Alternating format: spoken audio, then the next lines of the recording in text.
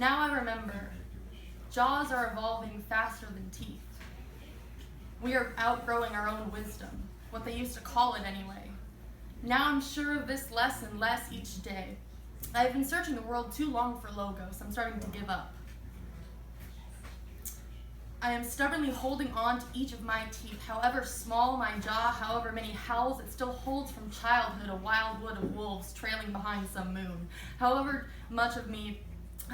too much of me modern medicine says there is, iron-fisted over the last bastion of ancient human pain, like there ever was some dignity there in that jaw.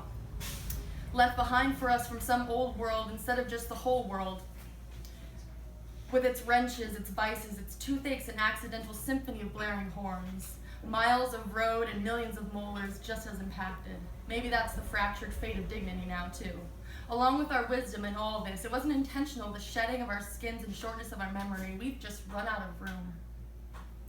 Now I remember all the things I had to see more than once to believe and still know better than to say. For that news, I can see shells sometimes of dead and fragile things and have to hold them to my ears. Some of the sounds you could call songs. Maybe I should write a couple, but people warn me about the sadness I should stop searching for.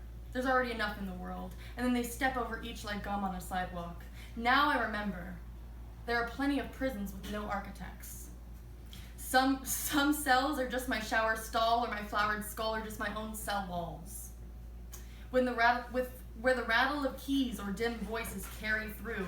I know my body is empty now as an old wartime hospital, some subterranean web of haunted hallways branching slowly and nobly toward my brain. This shower, is empty now as a hospital, and I am bound to my imagination's unsubtle demands, having to flee one jail for another, having to leap with nude body casting drips of water along the worn wooden floor like I know I shouldn't, just in time to free some print onto paper. That is still one of my favorite forms of powerlessness, one of my favorite private prisms. Some of the things I will one day have to say to a daughter I may never have, and the things my mother's life didn't give her enough time to say to me. I know these are very beautiful buildings. I imagine my aunt's voice hanging softly through the air of each hall, lining each wall with floral vines like a lovely patterned paper. She hangs cut paper Mexican skulls in colorful waves for each October for the dead. Still, she has a lovely eye for curating this world. I imagine each day as a card, numbered, filed, and stacked neatly. It is a long and patient process. I imagine some cards are very, very full.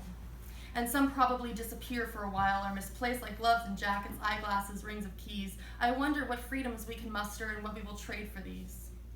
These women, I know. We have always had more words than were heard, even me, who nearly died from screaming as an infant for 3 days and 3 nights and then slumped into silence on the 4th morning, and who has tried to scatter or shatter all the silence she's met ever since. Even the wise women and the wild women poets among us had more than they needed to say. I wonder what we will have to pay. Still, I marvel like anyone else at how beautiful our monuments will someday be, how decorated our libraries, our prisons, our museums. I imagine our prisons will be marvelous too. Still taste the slick and painful pry of an orphan child, and against all odds I remember now, against wisdom now I wonder what we will end up paying for the last few vestigial feathers from our own long, our own lovely, our almost lightless wings. Thanks.